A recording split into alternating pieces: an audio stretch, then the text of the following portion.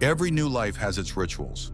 Moving, packing boxes, having your first breakfast in a new place, calling your parents and saying, "I'm here." For Laura Luelmo, it was December 2018. She was 26. She had just gotten a temporary teaching position at a fine arts school in Andalusia, in a modest, quiet town called El Campillo. It was her first real contract, her first step into adulthood, where she was on her own. The town was tiny, less than 1,000 residents. There were no traffic jams, no need to set your alarm 2 hours early to get to work. Everything was close by: the forest, the hills, the market, the school. The house she rented was in a neighborhood where people hadn't changed their address in years. Those same streets where everyone knew who mowed whose lawn and when, where they didn't lock their doors during the day, where strangers were rare and newcomers were always in sight. Laura was a girl with a quiet charisma, nothing outrageous, nice, friendly, calm.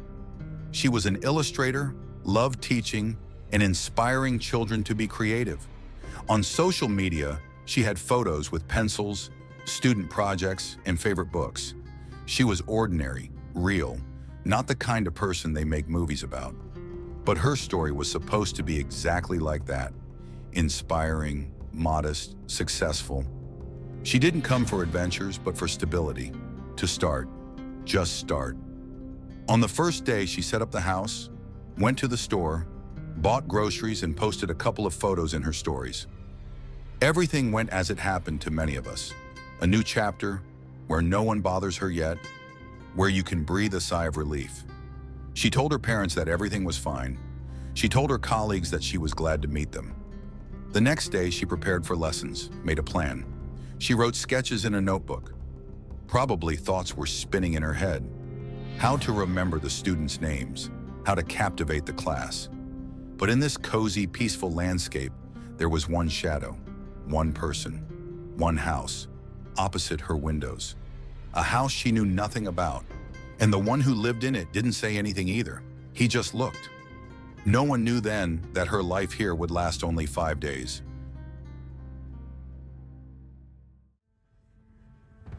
Friday morning began as it should, with coffee, a quick get ready, maybe a quick text with her family.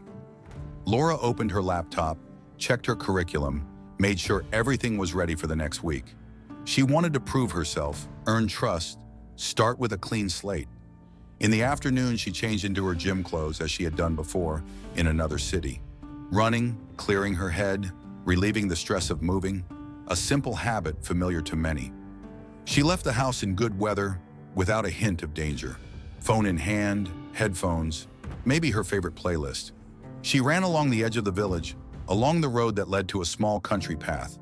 But he went out on the same road. Not with headphones, not for a run. He was watching. When she didn't leave the house on Saturday, no one noticed. In small villages, loneliness does not look suspicious. There you can not see your neighbor for a week and not be surprised. No one knocked, no one asked if everything was okay. Her house was silent, and no one heard that silence. Sunday passed the same way. Letters were probably piling up in the mail, unread messages on the phone, parents, friends. They weren't worried yet, but they already felt something was wrong. This subtle feeling when you can't explain it, but you know, something didn't go according to plan.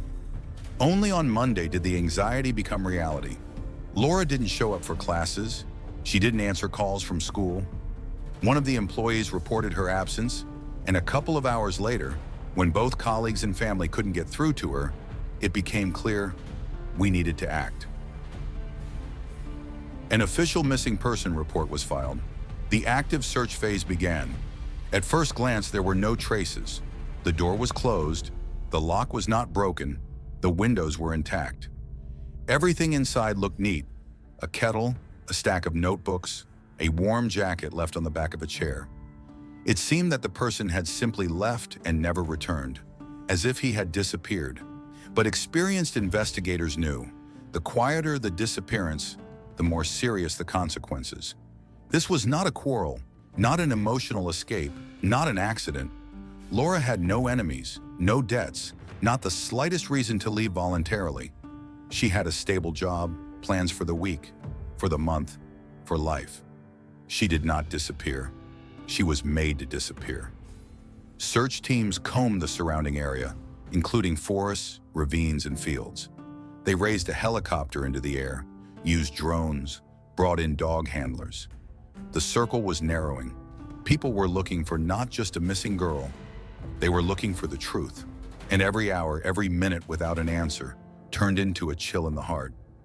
Many hoped that she had gotten lost, that perhaps she had fallen, lost consciousness, that her phone had gone dead, that she would be found alive. But those who were closer to the matter felt that time was not on their side. On the morning of December 17th, 5 days after the disappearance, volunteers were combing the hilly terrain 10 kilometers from El Campillo. It was sparsely overgrown, rocks, bushes, dusty paths that were rarely walked.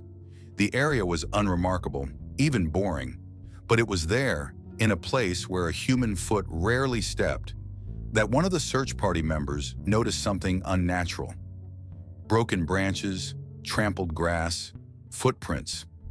Among the thorny bushes and rocks, almost hidden from view, lay the body of a young woman, half naked, mutilated. Her face was almost unrecognizable.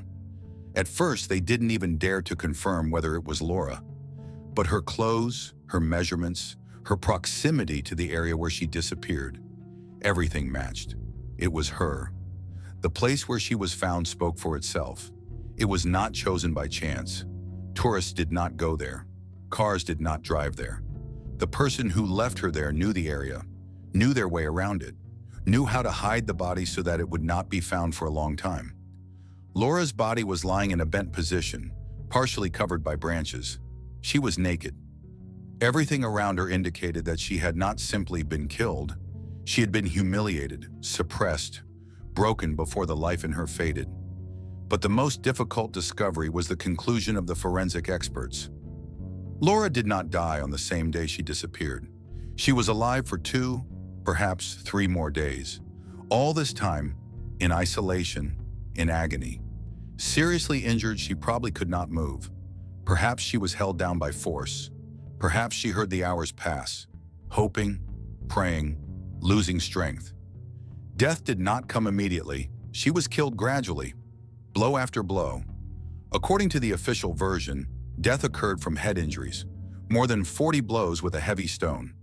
This was not just an attempt to take a life. This was rage. This was violence beyond the control of reason. Or, on the contrary, a carefully thought-out, animalistic destruction of the victim. During the examination of the body, traces were also recorded indicating a possible attempt at sexual violence. The final evidence was not clear enough to confirm the fact of rape, but the context was obvious. The rapist did not just want to kill, but to subjugate, depersonalize, destroy her. When the police arrested Bernardo Montoya, he confessed right away. He said he killed Laura in a fit of rage during an argument, but soon he began to get confused, change his testimony, make up stories. He found the body, then accused Laura's boyfriend of murder. Classic behavior of a repeat offender. Not remorse, but a desire to evade responsibility. The investigators already knew who they were dealing with. Montoya had not simply killed again. He had acted according to the same scenario as before. In 1995, he had taken the life of an elderly woman, ruthlessly, in cold blood. At that time, he was considered dangerous, but after 20 years behind bars, he returned to the same village, and within a few months found a new victim. It was not a breakdown. It was deliberate behavior. He knew that Laura lived alone.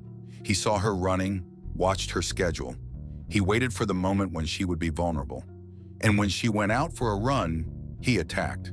They found everything in his house: her clothes, her purchases, her blood. There was no room for doubt. This was not a random outburst of rage. This was a planned violence committed with full awareness. The main thing that destroyed everyone was the realization: Montoya never changed. He was released not as a reformed man, but as someone who simply waited for a new opportunity. And he got it, thanks to the indifference of the system. The trial of Bernardo Montoya began in 2021. In the dock was a man who had already killed once and promised to reform. This time, everything was different. The country was following the trial. Society demanded not only justice, but also an answer. How was this even possible? The charges were harsh: aggravated murder, illegal imprisonment, and attempted sexual assault. Montoya remained the same, cold-blooded, uncertainly playing the role of a victim of circumstances. Psychologists and experts noted his impulsiveness, aggression, and complete lack of empathy. He tried to deceive the court, just as he tried to deceive the investigation. He changed details, avoided direct questions, confused time and facts. But the evidence was undeniable, and his words no longer meant anything. The prosecutor's office requested the highest measure for him: life imprisonment with the possibility of review, which is the strictest sanction in Spain. The court agreed. But even this sentence, as many admitted, did not bring relief, because the sentence left a question that did not leave anyone. How could a person who had already killed once end up without supervision? How could a monster live next to a young girl in the house across the street and no one even knew? This trial was not just a trial for one crime. It became an indictment of the entire system that allowed the killer to get a second chance, not at life, but at another murder. Laura had simple dreams: to teach, to draw, to inspire students, to build her own life. She didn't seek out danger, didn't live on the edge. She just wanted to work and be useful. Moving to El Campillo was a step toward independence, toward stability. She did everything right, but the system let her down. Her death was not accidental. It was a chain of other people's inactions. She was not protected, not warned, not stopped in advance. She did not die immediately, but slowly, painfully, alone. And that's the most painful thing. After her death, the country felt like it had lost someone close. Many saw Laura as a sister, a daughter, a friend. Her name became a symbol, not because she wanted it, but because it shouldn't have happened. The Laura Luelmo case is not just a crime, it is a mirror that society must look into. Montoya is not a monster from a movie, but a real person who was given a second chance, and he killed again, because no one stopped him. Laura's story reminded everyone, a threat can live nearby, in the house across the street, and if we notice it only after a tragedy, there will be victims again. Laura simply lived. She is gone, not because she made a mistake, but because we made a mistake. And now her name is not only pain, but also a warning. Behind every story is a signal, and behind every signal is a cry that cannot be ignored.